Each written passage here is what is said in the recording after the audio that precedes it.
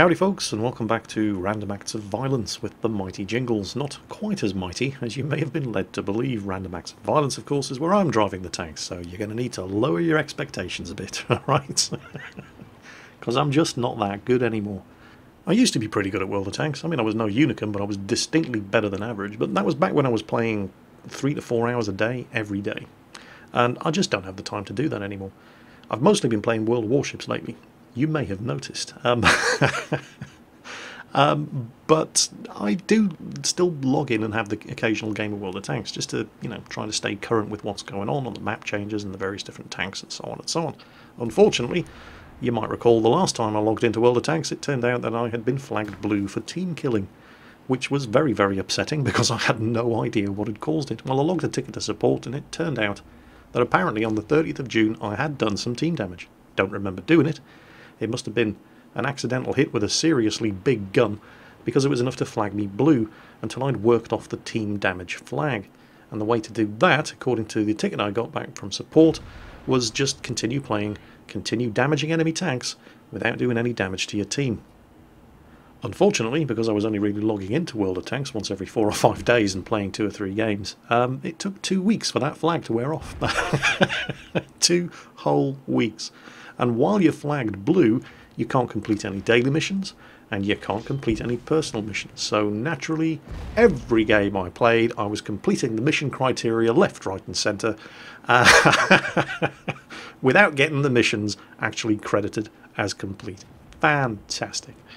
So yeah, that was all kinds of fun, but eventually the flag worked itself off. And so, armed with the knowledge that I could finally start getting some of these personal missions complete, I ventured once more into World of Tanks. I thought I'd ease myself back in nice and gently with the Sherman Jumbo, American Tier 6 medium tank with the 105mm howitzer, a fantastically reliable tank in real life, and a tank that the American Armour divisions couldn't get enough of. They absolutely loved that 105mm howitzer. It's not quite the gun that it used to be in World of Tanks, however. With 54mm of penetration, unless you're prepared to fire gold from it, then you can only really do your full damage against light tanks, weakly armoured medium tanks, and weak spots, side, rear, for example, of heavy tanks. Or at least, that's what I remember, but it doesn't really seem to be the case anymore. Now, shooting at tanks like ELC AMXs, for example, with 410 average damage, you'd expect a one-shot kill, and I do have to say, this was a spectacularly well-aimed shot on my behalf. But it's just not enough, is it? 410 average damage, he has 400 health, he gets away on 1 health. You have got to be kidding me. But this was only the start of my problems with this 105mm howitzer.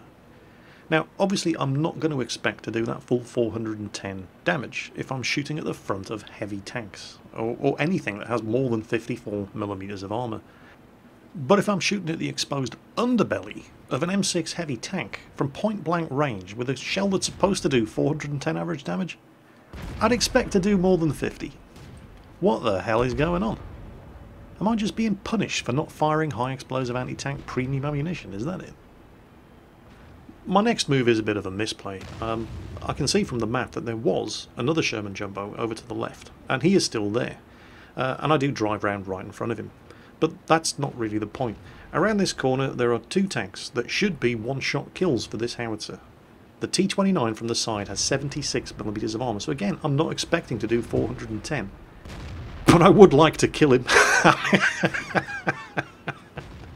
What the hell is going on with a high explosive ammunition from this 105mm howitzer? You know what? I've now uninstalled it, and I've gone back to using the 76mm M1A1, because unless you're prepared to fire high explosive anti-tank ammunition from that gun, it's just not worth using anymore. Now don't get me wrong, derp guns are still fun, but the 105mm derp guns, yeah, not so much. The 152mm derp guns on the other hand, oh hell yes. I mean, the KV2, awesome tank. And the SU-152 with a 152mm howitzer can be hilarious as well, which makes it all the more ironic that I'm not using it anymore on the SU-152. I'm actually using the 122mm gun.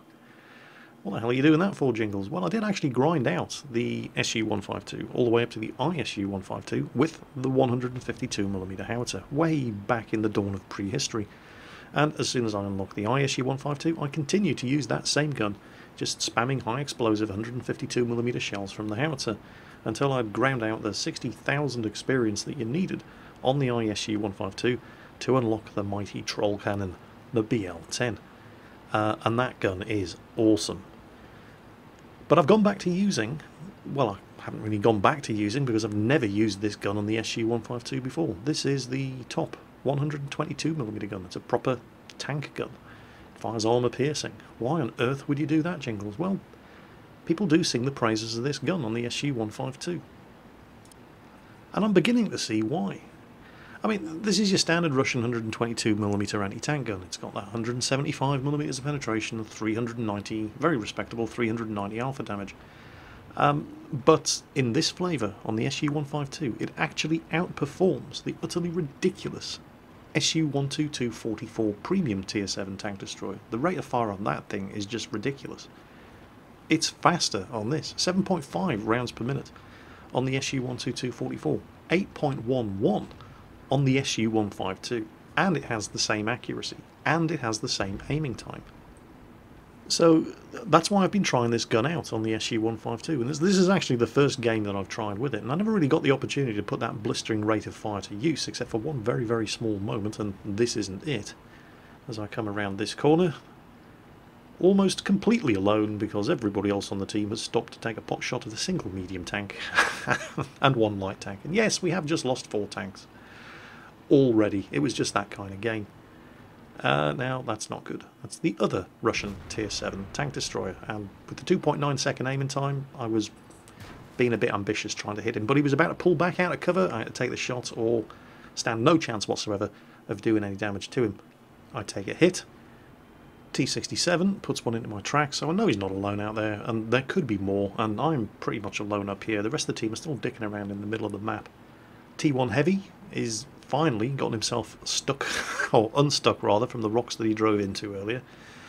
But, well, the T1 Heavy's not a bad tank, but it's not a great tank in a Tier 7 match, so I'm not expecting great things from him. Instead, let's see what has got these guys so interested. Enemy team, of course, have pretty much taken the north and the centre of the map. And, well, I can kill this guy, no problem. Yeah, it's like kicking puppies really with this gun. But this is where I screw up, because I've obviously been spotted by that T-25. Don't need Sixth Sense, which I don't have on this tank, to tell me that. And I just sit here and start getting shot at by all these enemy heavies in the middle of the map. And I knew they were there, but I sat here anyway. Now, the first shot blows my tracks off. The second one bounces off my gun mantlet. And I don't have any shots at that KV-1S. My tracks go back up, I pull back just in time to dodge a shot aimed at my lower glacis, and artillery narrowly misses. I was very lucky to get away with that, and it was 100% my own fault. I shouldn't have sat there, knowing that there were tanks looking in this direction after being spotted by the T-25.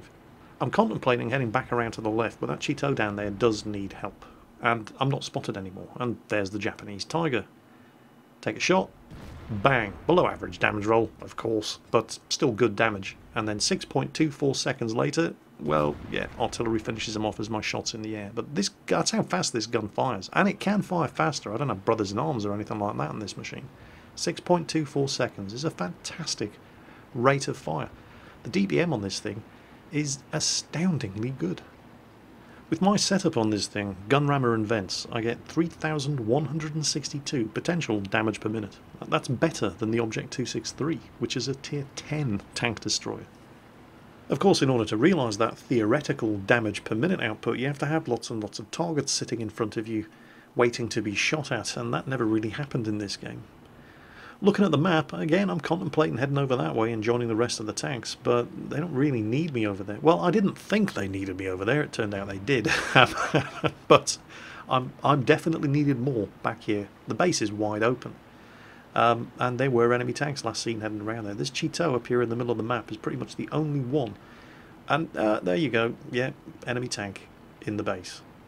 And given that that SU-100M1 was last seen behind me, and there's also a flak bus around here somewhere, I really did not like the idea of driving across this open field in order to get back and do something about this T-150. But, you know, needs must when the devil drives. That was never going to hit him. 0.41 accuracy on this gun, which is the best accuracy you're going to get on this gun, but still, with 0.41 accuracy, you need to let it fully aim, or have the gun barrel buried in whatever it is you're going to shoot at. The Cheeto's going up to spot this guy, and take some shots at him, obviously, and I don't really have a good enough shot at him from here, because he keeps backing off, and dropping down below my line of sight. Now I could drive forward, which is going to put me out of the fight in the minute it's going to take me to get there, or I could back up and get onto some higher ground. And let it fully aim.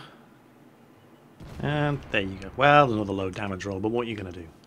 And backing up, of course, rather than driving all the way over there to face him, has the additional benefit that I'm in a much better position to go somewhere else and do something else, rather than being back in my base, right at the spot where I started off. Question is, where am I going to go, and what am I going to do? Everybody else on the team is over there in the base, and I'm not exactly over-endowed with the greatest view range in the game. Remember, tank destroyers all got their view ranges nerfed, and the SU-152's view range was never pretty good to begin with. Now, I don't want to make the mistake of just blundering off on my own and running into 2 or 3 different enemy tank destroyers at the same time, so instead I try to find a position around here from where I can cover this flank, but there really isn't anywhere here. It's just too exposed and open. By the time you see them, they're going to see you as well. And that's when the enemy T-67, the guy that actually put the first shot into me in the game and damaged my tracks, right at the beginning, pops up trying to cap our base. And the AMX-46 just obliterates him.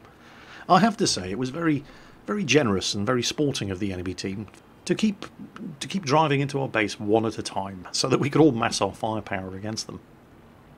And amusing though it may be, you know, constantly feeding us tank destroyers one at a time, it's been a bit of a distraction because I'm not actually getting anywhere. I keep spending the entire match just turning around and reacting to tanks that keep popping up, and I'm not actually moving from the spot that I'm in. And they do it again. It's the SU-100M1. And I head back to help out the AMX-46, and that's when disaster strikes. The SU-100 pops up behind me, and he takes out my ammo rack. Now, I instantly repair that, and remember the low damage rolls that I've been having? This might not kill him. But yeah, finally get a bit of luck, and I take him out. The AMX-46 did actually die, so heading back to help him was not a terrible idea, but the M12 artillery rolls forward and shotguns the SU-100M1. Now all they have left is that flak bus and their 2 artillery. Now, the Cheeto has already headed up around the flank, and he's on the northern end of the map. I don't really have the time to skirt around the western end of the map. And heading across the middle, well, there's a lot of open ground to cover in order to get anywhere near the enemy base. And I only have 330 meters of view range in this thing, slightly more with improved ventilation equipment fitted, but still nowhere near enough. And, well, you know what artillery are like with their cloaking devices. And that's a tank destroyer. That Tier 5 flak bus over there is a very, very stealthy machine as well. So rather than trying to directly assault the enemy base, at the end of the day, I am in a tank destroyer, and that Cheeto is a medium tank, and he's doing the right thing. So I'm going to sit up here, and I'm going to wait and see what kind of targets he lights up for me. I've loaded my high explosive, you will note. The high explosive ammunition on this 122mm gun does 530 average damage and has 64mm of penetration. That flak bus only has 20mm of armour at the best. So I'm loaded, and I'm waiting to see what the Cheeto spots. Come on, little fella. Nothing there. Well, I don't want to let him get too far ahead in case he does run into trouble, and somebody just fired. It was our artillery firing at nothing. Okay. Head down, get into the cover of the buildings, and it's around about now when the Cheeto does spot. There he is, enemy S51, and I almost blew it there, but I did still have a line of fire, and I take him out. Unfortunately for the Cheeto, he immediately gets blown away. Now, for the flak bus to hit the Cheeto and kill him without giving his position away, he's got to be up there. He has to be. If he'd been any closer, the Cheeto would have seen him when he fired. Probably. Right. But it's a reasonable assumption to make. So with 1 round of high explosive loaded, and the guys on the team are pinging the map saying, yeah, he's up there, he's up there. Yeah, I am pretty sure he's up here as well. Remember, 530 average damage. and 64 millimeters of penetration. This guy only has about 350 health. It is a bit of overkill, but I want to be sure. Because the thing is, when you're going looking for an enemy tank destroyer, and there's artillery bombarding the ridge up ahead, they think he's up there. Yeah, maybe, not sure. If he was up there, he would have shot at me by now. But again, you know, when you're going looking for a hidden tank destroyer and hidden artillery, you have to count on taking the first hit. Because they're lying in wait, they're going to be in concealment, and you're the one driving around using the roads and the tracks trying to find them. You don't have the advantage of cover. And oh, he's behind me. Oh, this is not good. This is not good. Get behind the rock. Get behind the rock. Get behind the rock. Get behind the rock. Turn. Turn. Why isn't he firing? And it misses. I have no idea why this guy did not fire at me. But it doesn't matter, our artillery takes him out. Fantastic shot there from the... Oh, I don't know how you pronounce that thing. It's the third. Yeah. You never know, it might catch on. Anyway, obviously didn't stop moving because while I was engaging the flak bus, I was being spotted. And the gorilla did try to take a shot at me. Unfortunately, it didn't even land in the same postcode. So, once again, got away with it. And I've got a pretty good idea of where that guy is likely to be, but I don't know where that guy is likely to be. I think he's up there behind where the flak bus was, and I could go and try to find him. But there's only a couple of minutes of this match left, and if he's not where I think he is, we're going to lose. It's going to be a draw. And even if he is where I think he is, he's artillery, and you know what their cloaking devices are like, and he could very easily shotgun and kill me, even if I do find him. And then we're going to have a draw. So rather than try to do anything risky, I play it safe and I go and farm some dirty, filthy loser points in the cap circle. If this guy wants to make a fight out of it, he knows where to find me. I've got the wreck of the Cheeto and some bushes for concealment covering me from the left side. I know he's not on the right hand side because there's just the dead S51 there. If he's going to attack me, it's going to be from that direction. And he's not. He's just blind firing into the cap circle, trying to kill me. You'll note I'm not hiding in too obvious a spot. I think he aimed that shot beside the wreck of the S51, which would have been an obvious place to try to hide behind the wreck of the S51, which is exactly why I'm not hiding behind the wreck of the S51. And he even says in chat, no cap. Well, oh sure. Yeah, with less than a minute of the game left, we'll come looking for you. He must think I was born yesterday. No thanks. I'd rather win. And that's in fact what happened. Well anyway, back in the garage I got a bit of a surprise. What the hell's this? I've never seen this before. Was this something new? A commendation. 15 tank destroyer missions completed with honours. What the hell are you talking about? Apparently it turned out that while I have completed all 15 of the tank destroyer missions for the Stug 4, one of them I hadn't completed the secondary requirements, and well, I have now, and I did it without even trying. In fact, and this is shockingly bad, in fact, even if I hadn't completed the primary conditions of Tank Destroyer Mission 11, that battle, terrible though it was, would have been enough to complete both the primary and the secondary conditions, because I was in fact, with only 1500 damage done, top of the team. Yeah, they really don't make these missions for the Stug 4 hard, do they? 1500 damage would have been enough to complete the primary and secondary conditions of Tank Destroyer Mission 11. But still, it was a nice way to ease myself back in to World of Tanks, and I thought, well, I'm on a roll here. I mean, my team did suck, but it didn't suck as much as the enemy team, so... And long may that tradition continue. So I thought I'd have another go. Dropped it down to tier 5 in the M4 Sherman. I do like the M4 Sherman.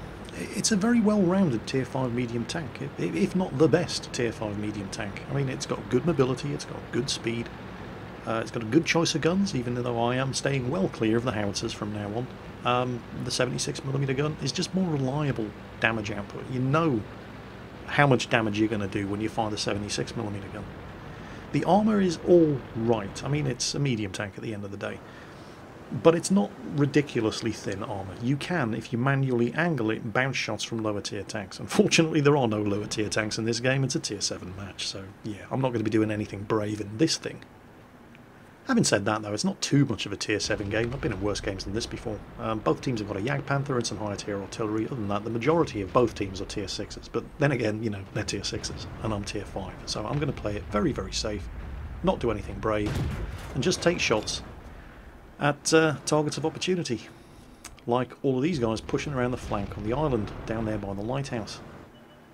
So who can we shoot at today?